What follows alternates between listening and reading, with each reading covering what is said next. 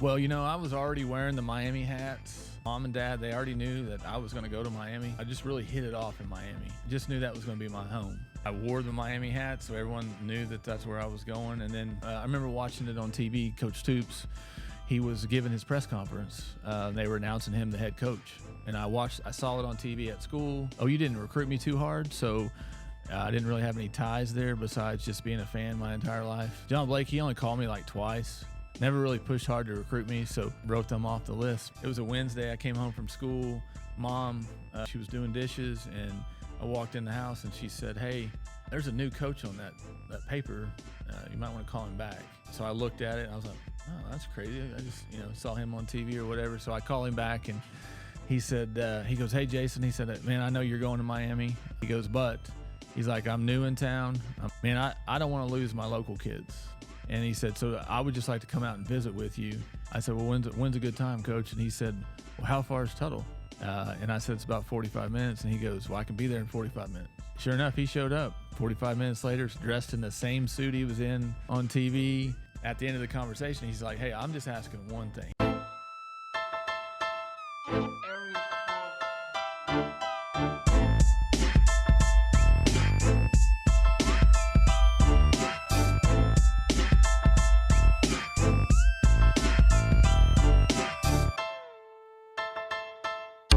What's up, y'all? This is Coach Love, and today on the ROK podcast, we've got a true Oklahoma legend in the building. Someone whose story and journey and impact you definitely don't want to miss. Born and raised in Tuttle, Oklahoma, he went from small town standout to one of the most decorated quarterbacks in college football history. He's the 2003 Heisman Trophy winner, the first quarterback in University of Oklahoma history to bring home college football's most prestigious honor. He's also a two-time Davy O'Brien Award winner, Maxwell Award winner, Johnny Unitas Golden Arm Award winner. He is Associated Press Player of the Year, two-time All-American. He's a two-time Big 12 Offensive Player of the Year, and also two-time first-team All-Big 12 quarterback. He led the Sooners to back-to-back BCS National Championship appearances in 2003 and 2004, and still ranks among the top OU quarterbacks of all time in touchdowns and in wins. He was inducted into the Oklahoma Sports Hall of Fame in 2017, and his story continues to inspire athletes across the state. So today, we're talking life, we're talking legacy, and we're talking lessons and all things in between that, okay? So ladies and gentlemen, please welcome the 2003 Heisman Trophy winner, the pride of Tuttle, Oklahoma, a Sooner forever, Mr. Jason White. How you doing, man? I'm good. Thank you. You doing all right, man? Yeah, I can't complain. It's hot outside. So. It is hot. It's Oklahoma, man. Yes, it's Oklahoma, it is. Man. So I'm pretty sure you're the first Oklahoma quarterback to win the Heisman Trophy at the University of Oklahoma. Yeah. So now, I don't know if you knew this. OU is only one of two schools with 4 Heisman quarterbacks. Do you know who the other school is? I'm going to guess USC.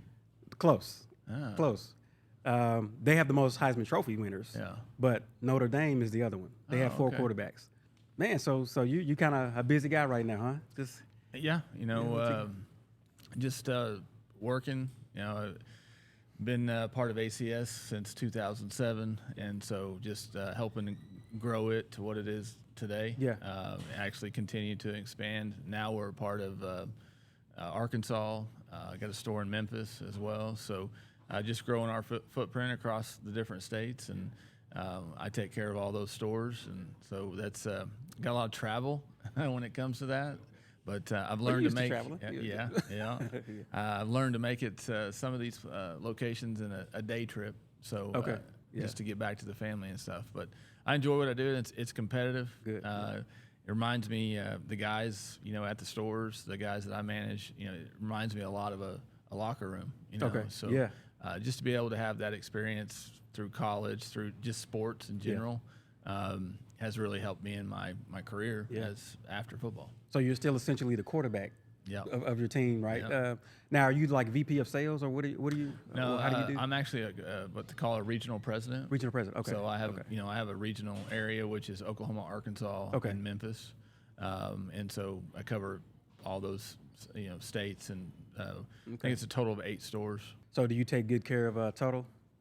I try to. You know, I had a bunch of clients there, huh? Yeah. Well, I had some real tough competition there. Al's Heat and Air used to be there. Okay. They actually just sold not too long ago. I tried to buy them a couple years ago, but he ended up selling. So now, definitely trying to get my footprint back into Tuttle, because Al's took care of Tuttle for 50 years, and so now that he's gone, it's my time to maybe pick up some of those customers. Yeah, keeping everybody warm and cold, huh? Yeah, cold right now for sure. It's cold, yeah, cold right now. So take me back to Tuttle, Oklahoma, man. So you grew up there, correct? Mm-hmm. Yep. Now tell me, now is your whole family a sports family, or just brothers and sisters? How's it? Just sister. So I grew up in Tuttle my whole life. I got one sister. She's 2 years older than me, and I hope she don't listen to this, because I don't want to hear her. I don't want her to hear me say this, but she's honestly the best athlete in the family. Okay. Yeah. She was a 3-sport All-Stater. Wow. She went and played softball at Florida State. Okay. Crazy thing is neither one of my parents really played sports. Okay. Dad played a little baseball and a little football, but Mom didn't do anything. She just worked and went to school. So not sure where me and my sister got it, but she was first to get it, and very competitive at my household growing up. Okay. In fact, I tell this story all the time. My sister was the fastest person. I didn't outrun her until I was a freshman in high school. Okay. Because she could fly. She could fly. Yeah. So she all stated in track, I would imagine. Track, basketball, and softball. Okay. Man, she was a baller. I need to get her on the show, man. Yeah. So then she went to Florida State and graduated from there, I guess? Okay. Yeah, she went to Florida State on a full ride scholarship, and then she graduated there, and then she got into coaching. Okay. Actually coached at a private school in Florida, and then went to the University of Minnesota. Okay. Then she went to the University of North Texas. Okay.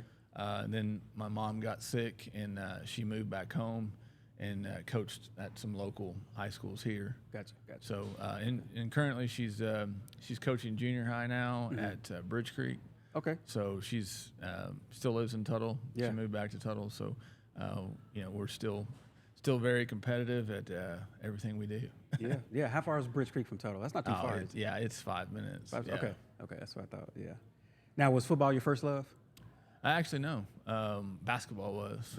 I always thought I was going to go play basketball somewhere. Just had a lot of success early in basketball. I started as a freshman on the high school team.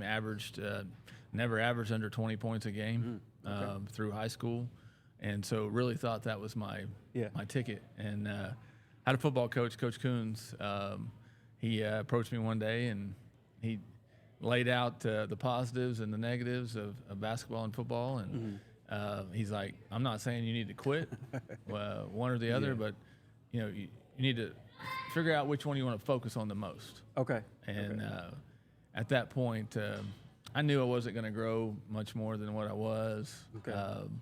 And so chose football and really started honing in on that rather than basketball. I still played, still loved it, but I tell the kids now, I used to work out in the mornings before school and then go to basketball practice. And that's what it took, just to stay consistent with that, but still have love for another sport. Right. Now, how tall are you? About 6'2", 6'3"? 6'3". Okay. Yeah. Could you dunk? Could you jump out the gym? Oh, yeah. Okay. Yeah, actually, when I was in 7th grade, I bet my dad $100 that I would dunk by my end of my 8th grade year, and I did it. Okay. So, but yeah, it was could jump. Now I heard you're a pretty good dual threat quarterback going in high school. Yeah. I was fairly fast in high school, and we ran a kind of a dual threat offense. Okay. So a lot of veer option. Yeah. We lined up in the gun. We pretty much did it all. Did you face any early, growing up, did you face any early doubts or critics going, you probably did in the middle school or junior high, but in high school or anything like that? Oh, absolutely. Yeah. The doubts I had in high school were small town. Had a lot of surrounding bigger schools, try to lure me to come, to move. Okay. I'll never forget listening to my dad talk to my mom about moving to a different city. And just to get me into a bigger school. Okay. It was just one of those things that they just didn't. You didn't get a lot of great athletes come from a small town. Their fear, the coaches' fears back then was, they're not used to playing that high level competition.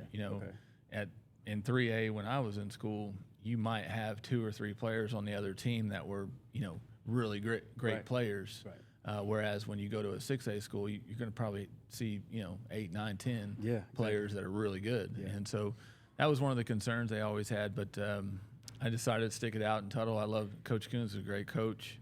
I love the offense he ran. He gave me a lot of flexibility, especially in my junior and senior year. Okay. In fact, called a lot of the plays my senior year. Yeah, I was going to say, were you a pretty good student of the game? Yeah, I loved it. I love everything about that. Okay. And so it's stuck it out in Tuttle, and once started getting letters from colleges, I thought, there's no reason to go. I just gotta stand out that much more. Yeah. So speaking of the letters, how many were you highly recruited? Yeah. Oh yeah. So did you? So you all stated. Did you in football and basketball, or no, just not basketball? Okay, just football. Yeah. So tell me about the recruiting process for you. How many? I actually still have the box of letters that I got in high school, but my main schools that I was interested was Miami, Alabama, Tennessee, Oklahoma, and Oklahoma State. Okay. And so those are the top 3. I got recruited by pretty much everybody in the country, or have a letter from them. But the schools that showed the most interest was those schools. Okay. They were showing up at Tuttle High School, to watch me play basketball or whatever. So, but it was a wild experience for me. Growing up, never been on a plane. Really? My first plane ride was to Miami. That was my first recruiting trip. Okay. And so it was my first plane ride, first time to really be out of Oklahoma. I went to Texas and Missouri and stuff like that, but not any states that didn't touch Oklahoma. Right. So, but that first trip to Miami, man, I was blown away. Miami was the place. 10 minutes from South Beach. Oh man. Beautiful area. School was amazing. Coach Butch Davis was the head coach then. Yeah. Larry Coker was the offensive coordinator. Loved their offense, and so immediately that's where I was going. Who was the quarterbacks at the time? Ken Dorsey was there. Okay. Yeah. Okay. So was McGahee and all those guys at that time? Edrin James. Yeah. Yeah, Edrin James was there. The quarterback that ended up playing that next year, which I would have been a friend. His last name was Kelly. He was a baseball player, but he ended up quitting halfway through the season. Oh, dang. So, but yeah, I loved the recruiting process was hectic, just because it was phone calls every single night. Yeah. Coaches come in to your house, to your school, them pulling, and as much as you think that'd be cool, have all that attention, and that it wasn't for me. Not worth it. Yeah. I'd be at home, and then mom would bring a list of coaches I needed to call back. And I'm just like, man, I just want to sit here and play video games or something. So, but I enjoyed it. I got to see a lot of things I've never seen before. Okay. And got to meet some great coaches. Yeah. Got to meet some great players. I remember watching the Florida-Tennessee game. Got to meet Peyton Manning. As a senior in high school. That was pretty cool. Him as a freshman. Yeah. So in Tennessee Stadium, that was one of the loudest stadiums I've ever played. Yeah, it was. Yeah. It's awesome. So just that experience that overtook all the negatives from it. So I enjoyed it and try to embrace it the much I can. And I tell the kids even today, take all those trips. Right. Every trip you can take, go do it. Yeah. Even if it's an unofficial trip, take it. If they're willing to have you and get you on the field and get around the players, go do it. Yeah. So when you got to high school, you started as a freshman, or no? Did you play quarterback immediately, or? No, so I didn't start playing quarterback until my 8th grade year. Okay. Played running back before that. Running back. Okay. We ran a lot of halfback passes. Okay. So I'll never forget we ran a halfback pass in the first of my 8th grade year, and the high school coach, Coach Coons, was there, and he immediately came down to the 8th grade coach and said, move him to quarterback. And so they moved me and played quarterback the rest of the time, but also played defense. Okay. Loved defense. I played a lot more defense as a freshman than I did quarterback. Sophomore year, was lucky me. The guy that was the Little All City Player of the Year was the quarterback. Okay. What's his name? Jeff Douglas. Okay, I heard that name. He was the quarterback, and so I had tough feet to beat him out, Yeah. but ended up doing it. And then mid-season switched back to Jeff. Mm-hmm. Jeff was more of a veer option quarterback. Brought me in on passing situations, so made it that much tougher to know that here's Jason, they're going to throw it. Right. So, but then my junior senior year started both ways. I was a punter, kicker, kick returner, punt returner. Did it all. Yeah, did it all. So, but as a freshman, just played mainly defense, free safety. Okay. How tall were you when you came in to high school? Yeah. I think I was about 6'1", 6'2". Okay. So you're kind of almost taller than everybody? Most of them? Yeah. Okay. Yeah, I was one of the taller ones on the team. So you went on those recruiting visits. You said Miami, OSU and OU, of course. And who was the other one? Tennessee unofficial trip and Alabama unofficial trip. Alabama. Okay. Yep. Okay. So tell me about So how did OSU treat you? I mean, how was that a good visit? So I knew they were up to something. They kept on, like, I would try to schedule the visit, and they would really push me to one weekend. Okay. And I couldn't figure out, like, in high school, I was like, I can come this weekend or this weekend. They're like, no, we got you scheduled for this weekend. We want you here this weekend. Well, come to find out, they had, like, all the star athletes from Oklahoma in that weekend. They had the Chris Masseys. The Woods. Rashawn Woods.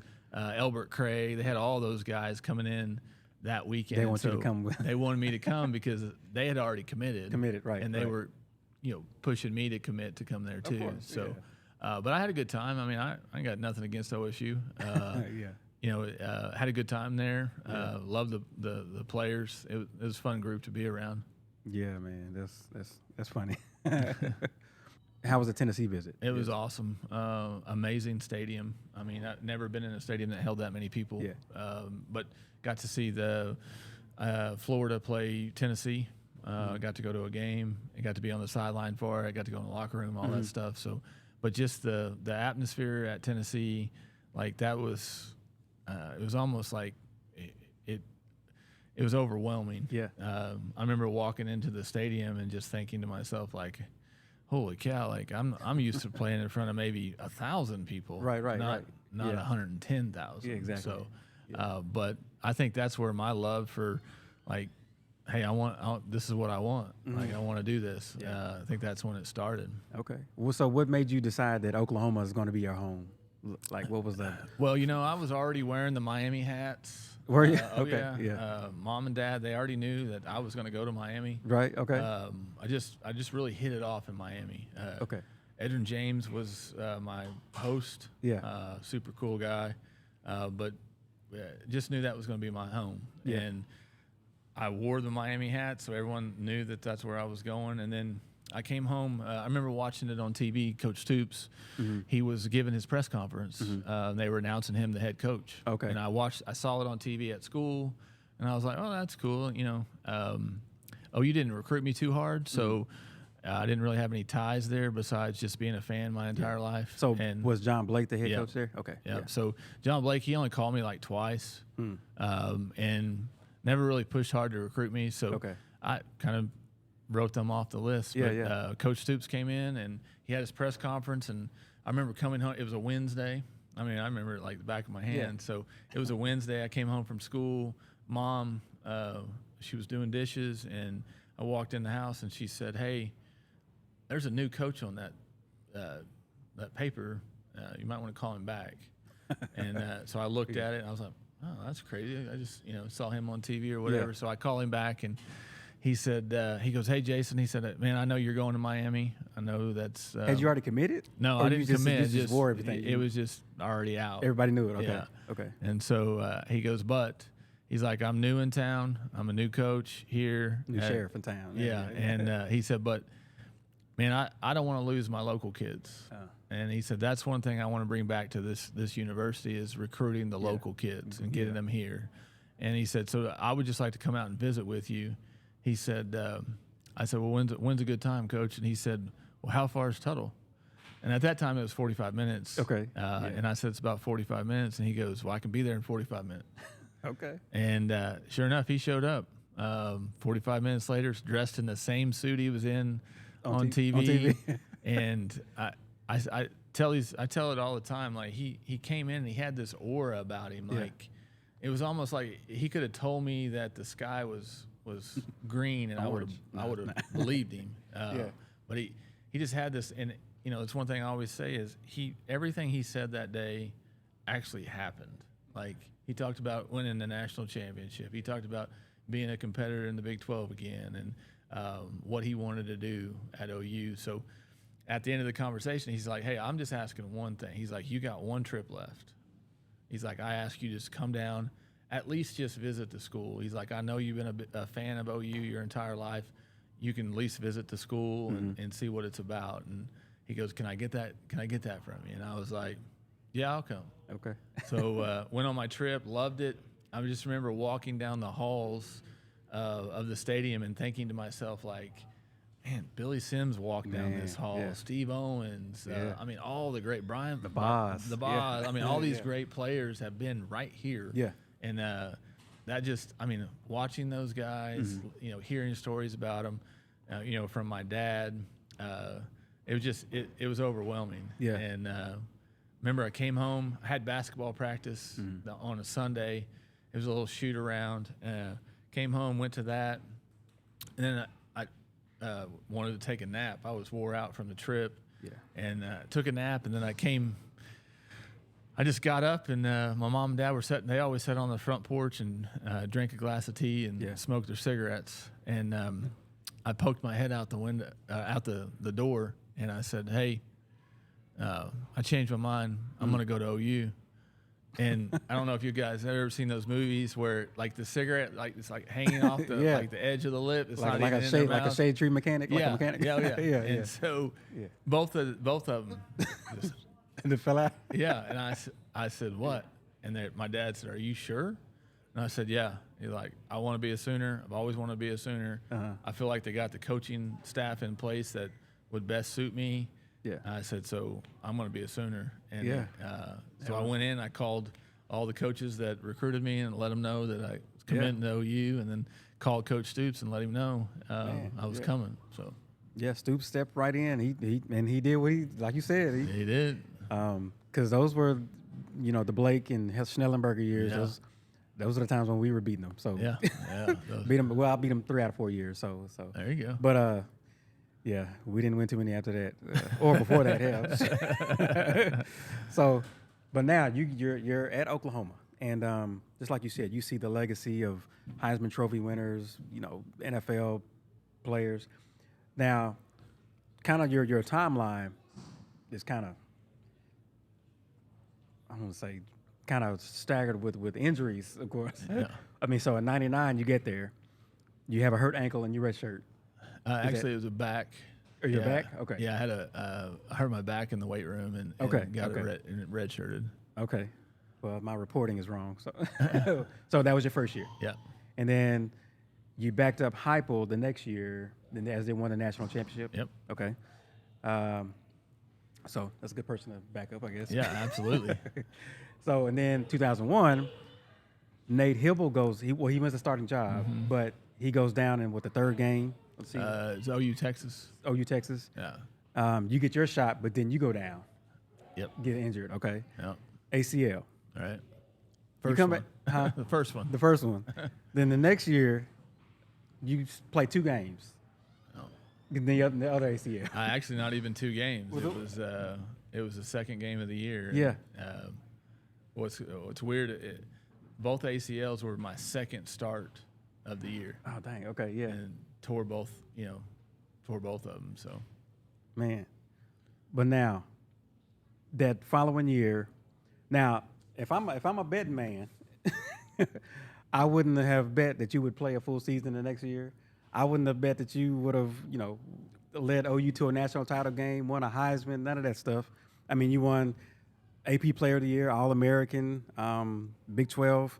The crazy thing was, you did it that year, won the Heisman and all that, and then turn around and do almost the exact same thing the next year. Win all those awards, you were finalists for the Heisman. Yeah. And so, did it ever creep in your mind that, like when you had the injuries the first couple of years, did you think you were going to have a third year or fourth year? Or No.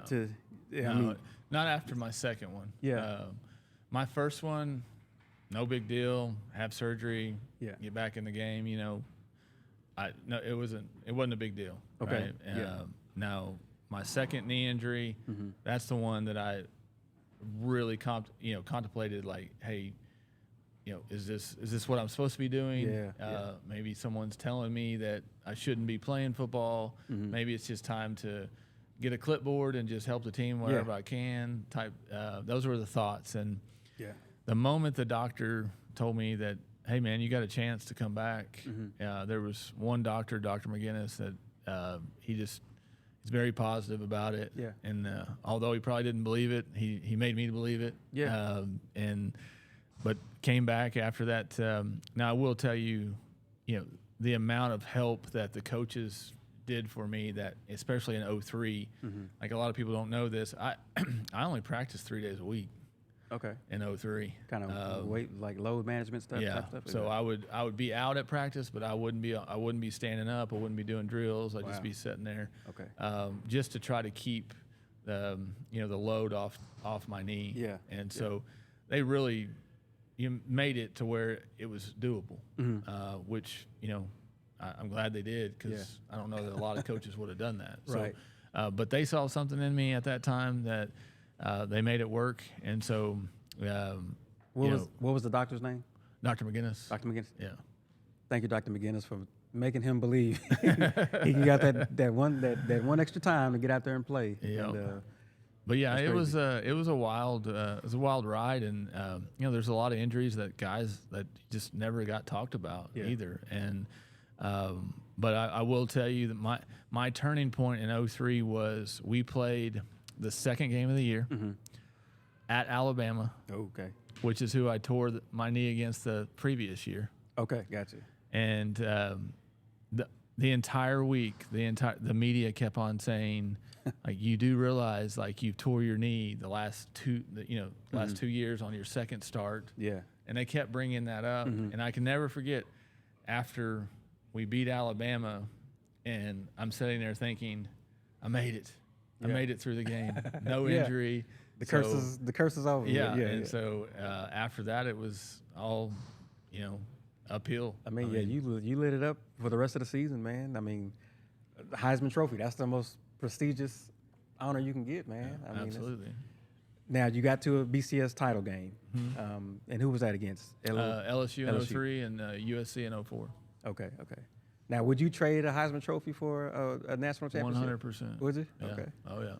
Yeah. But, as much as the Heisman means and what it stands for, and at the end of the day, it is a team trophy. Like I said earlier, like winning the Heisman Trophy, like I feel like I just represented my team.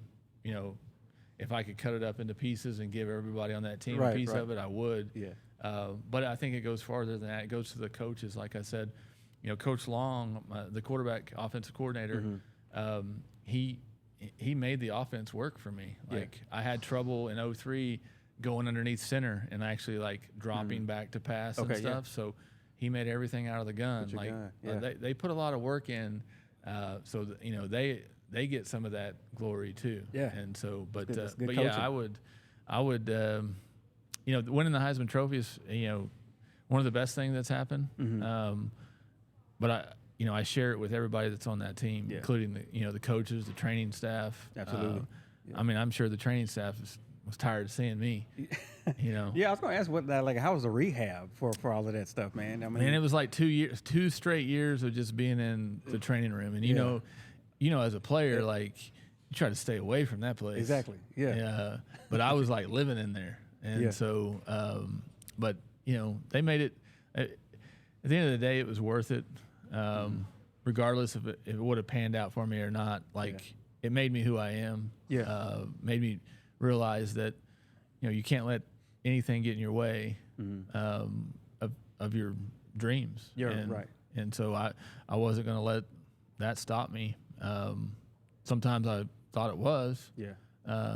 I'd be crazy if, you know, or lying if I said that I'd never had some doubt that I wasn't going to make it. Absolutely. Yeah. But, you know, I had great teammates around me, had a great family support. So made it worth its while for sure. Yeah. You mentioned your teammates. How did the teammates and the staff like help you stay mentally focused and mentally in the game and ready to play? Yeah, I mean, it was really tough the first, especially the first year of being hurt. You know, sitting there on a Friday and watching your teammates walk out to the bus and knowing they're about to go to battle and you're not going with them. Yeah.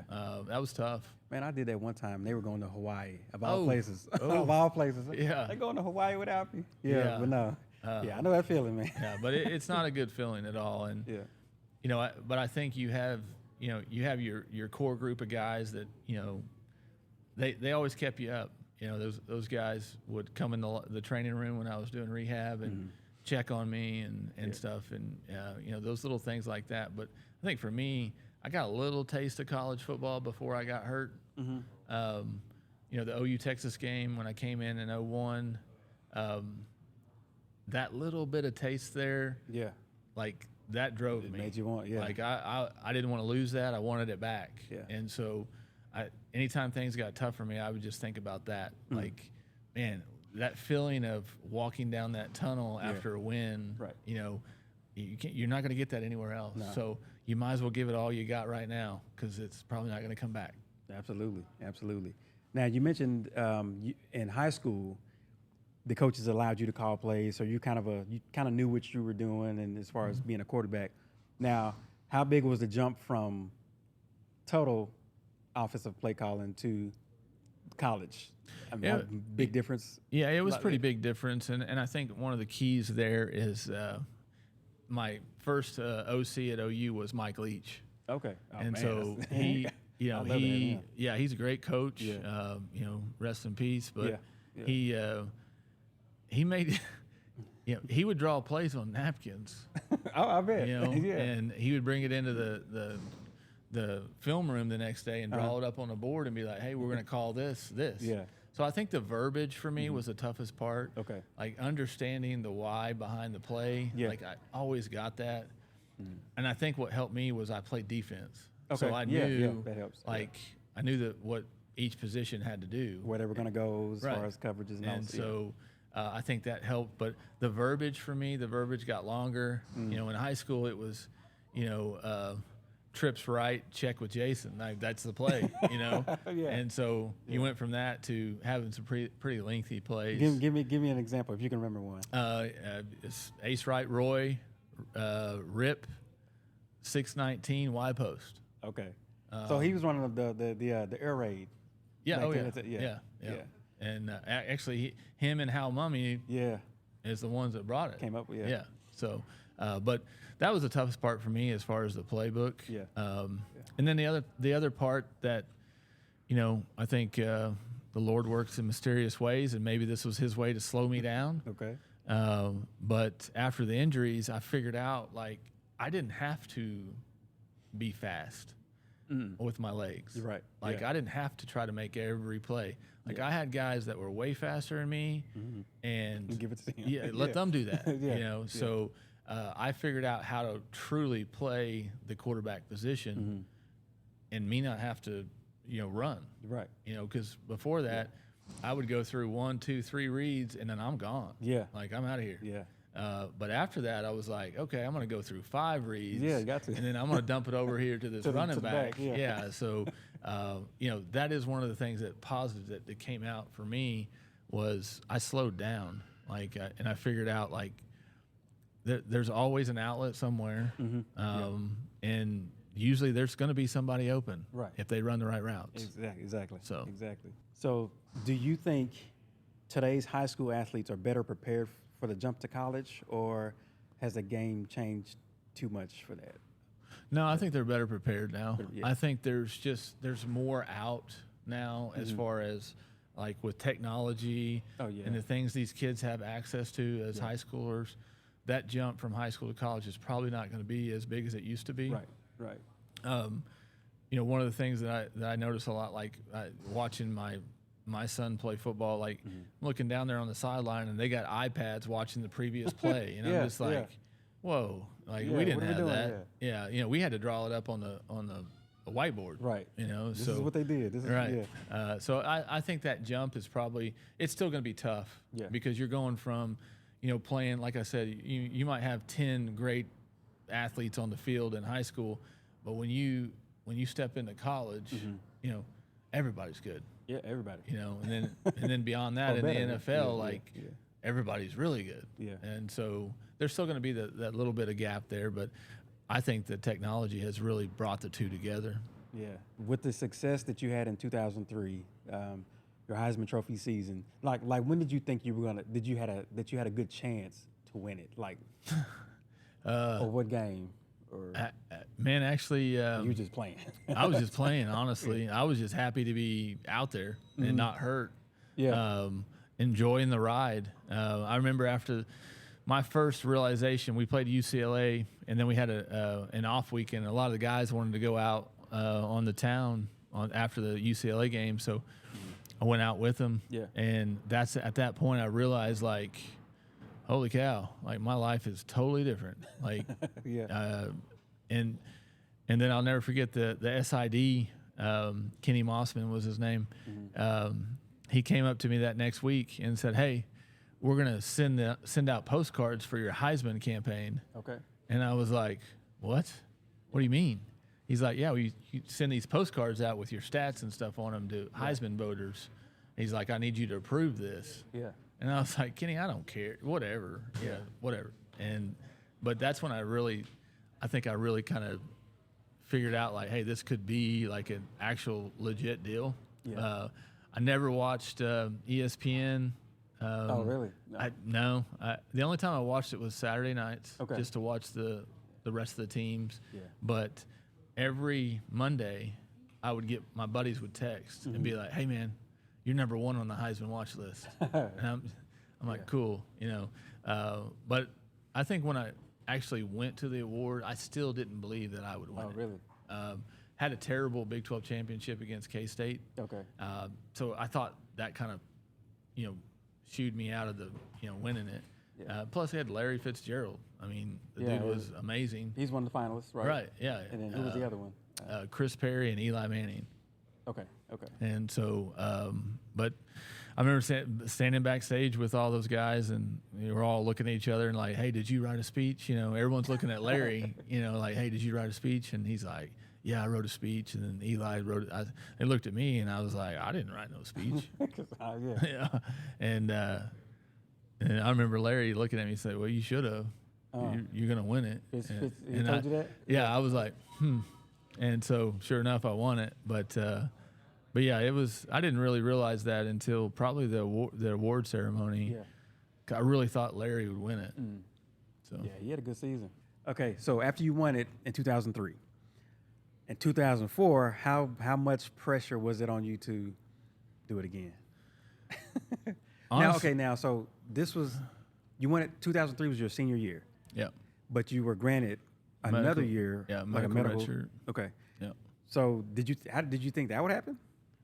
I had a pretty good idea just because of the documentation and the actual extent of the injuries that I had. They were all season-ending injuries, and I had 3 of them. Okay.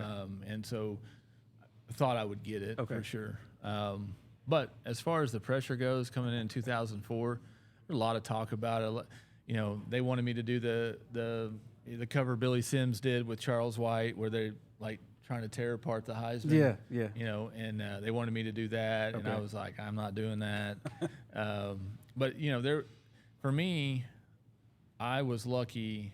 I had a guy by the name, you might know this name, Adrian Peterson. No. Who's that? Yeah. He came in as a freshman that year. Yeah. And man, I tell him thank you all the time. Like he took all that attention, that pressure, and he was it. You know, he was the star. In fact, if I wouldn't have been in the Heisman race in 04, he probably would have won it. Right. You know, because he got second, I got third. Right. And so if my votes would have went to him, he would have won it. Yeah. And so, but just to have him on board, like it really, my 04 season was my funnest year. Okay. Just because I knew what to expect. I knew what was coming. Like going to the award shows, I knew what, you know, what it was about and stuff like that. And then just, I had more fun that year in 04 than I did in 03. Yeah. And it, I think I had better stats in 04 than I did 03. Yeah. But, you know, just got to enjoy it more. Yeah. Yeah, that was one thing I was going to mention was, you know, you were able to hand the ball off to one of the greatest backs in history. Not even OU history. I like in NFL history. I rank him up there as one of the top. I mean, that dude, he's an angry runner, man. Yeah, he punished people when he ran.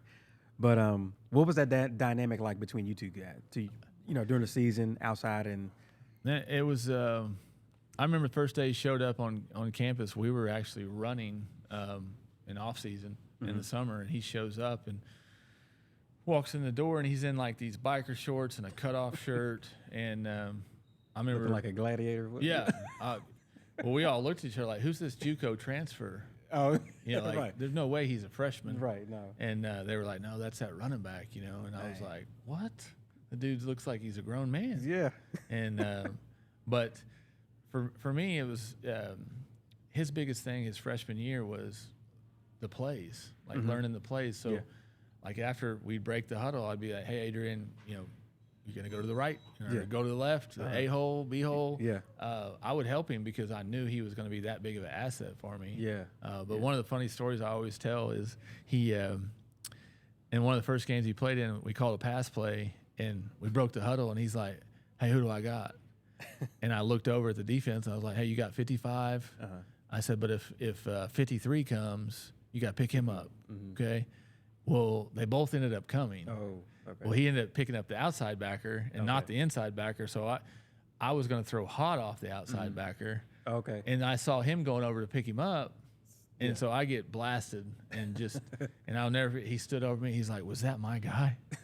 I said, "Yes." Yeah, man. "Yeah, that was your guy." And he's like, "I'm sorry, Mr. White." I said, "Don't ever call me Mr. White." He called you Mr. White? Oh, yeah. He called me Mr. White. So, okay.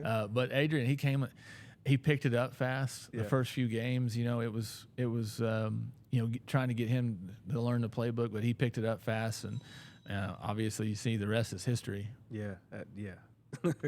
So was there ever a play call that like, okay, it's 3rd and 4 or 4th and 3 or something like that, where they call a pass play?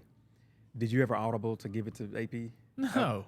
I wasn't going to give up no pass play for a run play. Come on now. I was quarterback at heart here. I got you. No, honestly, we called 2 plays in the huddle. Okay. We always called a run play. We always called a pass play. Okay. And depending on what. Yeah. So we'd come to the line, and I would decide if we were going to run it or pass it. Okay. And, okay. I was always, if I ever did like actually audible, like Coach Long told me, like, if it works, then I won't say a word. But if it doesn't work, then you're gonna, you know, you're gonna hear it. Yeah, you're gonna hear it. So I audible a few times, but having 2 plays coming to the line, you could never go wrong. Right. Yeah. So, and everybody knows it's gonna be one of the 2. So right. Yeah. What's one of the most electric moments that you've ever had in your college career? A&M 04. Okay. Had a very bad week. My grandfather had passed away right after the OSU game in 04. Okay. Passed away 10 minutes after the game. I'll never forget my grandma calling, and she's like, "Hey, you killed your grandpa." I'm like, "What?" Dang. He's like, and she said, "Well, that game was way too close. He just, it was the game that OSU missed a field goal to tie it with nothing on the clock." Yeah. And so, but she was kidding, but ended up going to his funeral that week, and was going to fly out after practice on Tuesday night, go to the funeral Wednesday morning, and get back for practice. Okay. Well, the flight got canceled Tuesday night, so me and my sister ended up driving overnight. Okay. Went to the funeral, flew home, so didn't miss practice. It was just a long week, and then in A&M, we played at A&M. We're getting beat by 14 pretty much the whole game. Yeah. And end up coming back in the 4th And we get this play call in. It's 3rd and 10. Okay. And if we don't get this, we'll probably lose the Game's game. over. Yeah. It's 3rd and 10. I'm yelling at the top of my lungs the play. Mm-hmm. All the guys in the huddle are just like, what? That's the second loudest stadium I've been in. Oh, yeah. it was crazy. Yeah. And, we're the number 1 team in the nation right at the time. Yeah. A&M, they wasn't really anything. But I'm yelling the play. Well, I dropped back to pass, and it was a corner route. Mm-hmm. And I was just trying to get the first down. Yeah. Well, a corner route's kind of a timing route. Right. And so I drop back to pass, a plant, I hitch. Yeah. I'm about to let it go, and I saw no one's out there. No. Okay. And I'm like, oh, my gosh. So I tuck it.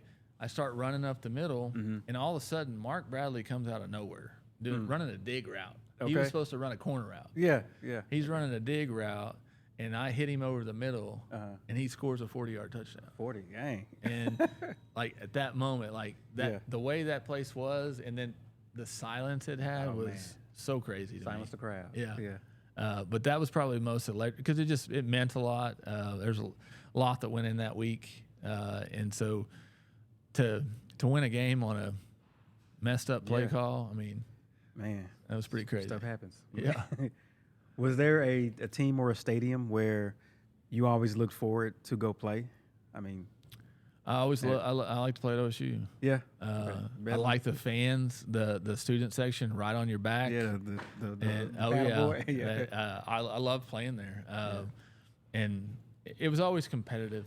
And so I think that's what I liked about it. And just to, I know, you don't really hear the crowd. No, right. But sometimes you do hear certain things, and just their student section was so funny to me.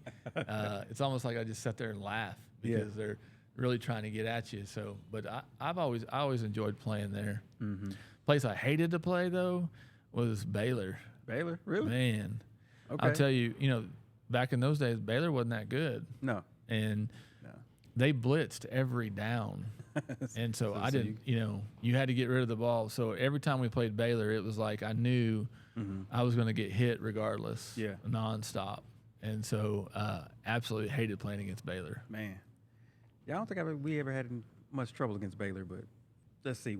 So during a pregame, like you're playing and you're getting ready for a game, did you have any weird pregame rituals? Or anything that you did? Yeah, very. So, I'd be fine. You go out without shoulder pads, warm up, throw a little bit, and then come in, put your shoulder pads on, go back out, run through the whole team drills and all that stuff. And then we always go back in for team prayer, last words type stuff. And I threw up for every game. Okay. And that started in high school. And so it always, though, would happen during, the prayer. So here I am, I hear them saying the Lord's Prayer, and I'm in the bathroom just letting it go. Just earling. And so that was kind of my pregame that for me it was that's how I knew I was ready. You was ready? Okay. Yeah. There's only one game that I didn't throw up, and it was probably one of the best games I ever played. It was at A&M in 03. Okay. When we beat him 77-0. But I didn't throw up that game. But I'm over there on the sideline before the game. I'm on the sideline pacing because I'm like, something's not right. Because you didn't throw up. I didn't throw up. I'm not ready to play. Psyching myself out like something's going on. And then ended up having a really good game. Lit it up. Huh? Man, so now I'm pretty sure you know about NIL and transfer portal stuff going on. What are your thoughts on the NIL portion of it? I'm a fan of it. I don't think it's monitored right or distributed right. Yeah. I feel like if you are on the roster and you made the team, you should get money. Yeah. That's the whole point of it. Yeah.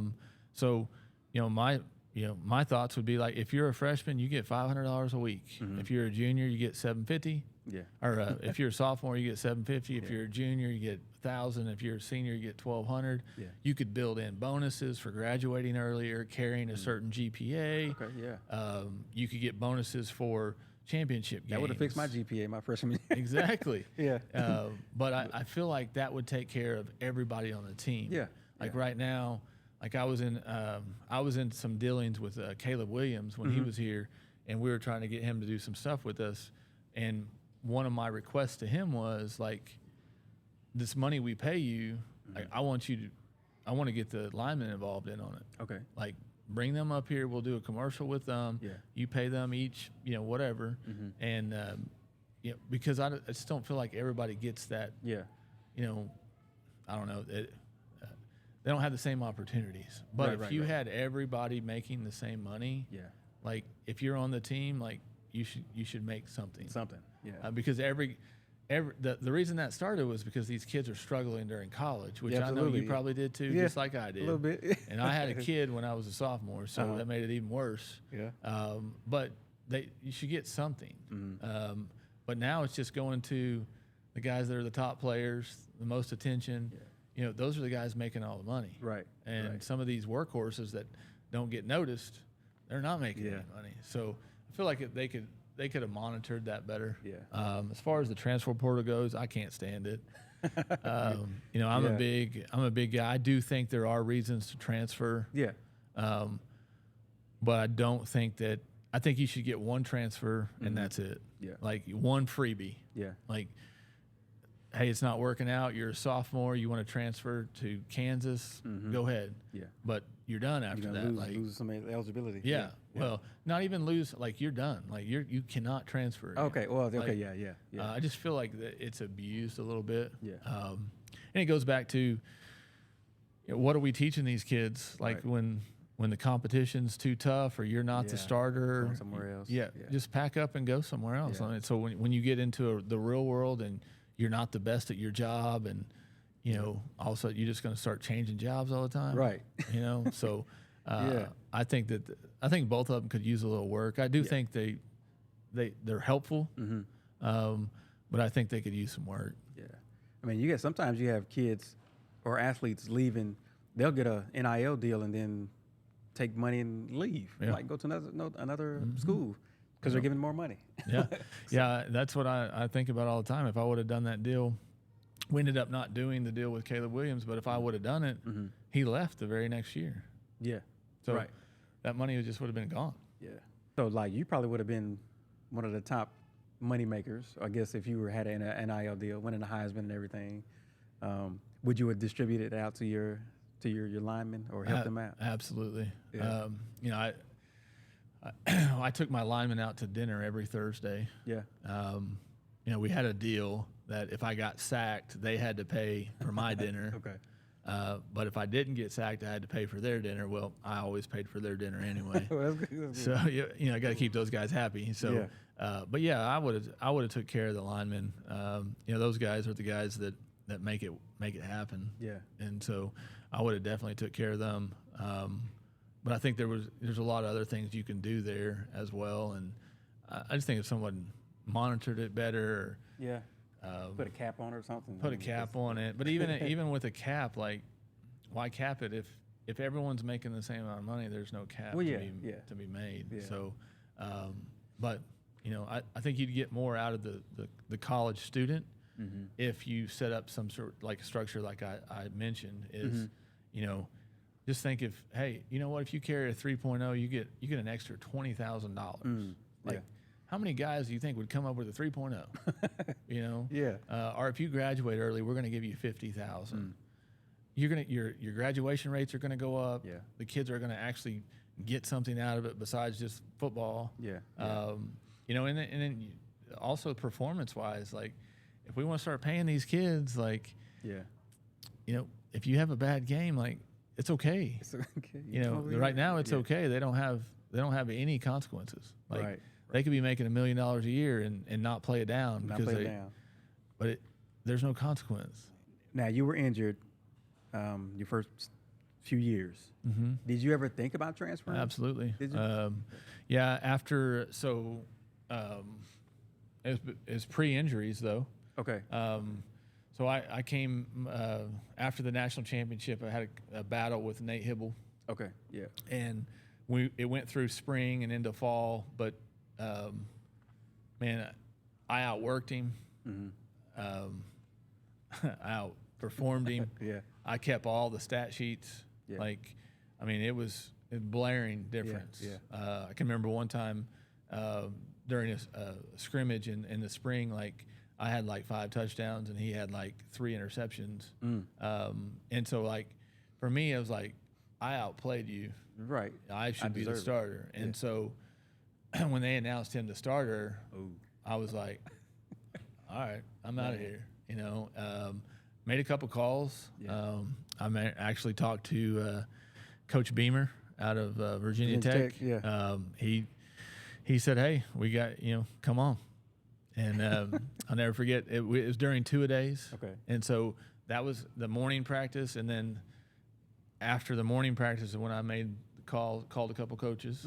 And then when I went back for the afternoon practice, Coach Long was standing by the road waiting on me. Okay. Arms crossed. I was like, man, he looks like he's in a mood. And walked up and I said, hey, Coach. And he goes, yeah, we need to talk. And I said, what's going on? And he said, well, we'll come to my office. So we went up there and he's like, so I hear you want to transfer. And I was like, what? he's like, hey, word travels fast in this in college football. And I said, well, Coach, I said, I think I deserve that spot. I mean, I clearly outperformed him, and I don't know what you guys are basing your decision off of. He's like, Jason, it goes, there's more than just performance. There's leadership. There's this and that. There's, Nate moved here from Georgia and da-da-da. And I said, he goes, hey, I can't stop you from transferring. He said, and I'll grant it if you want it. He said, but all I ask is to give it a year. He said, I guarantee you are going to have to play this year. And so I was like, all right. So I stuck it out.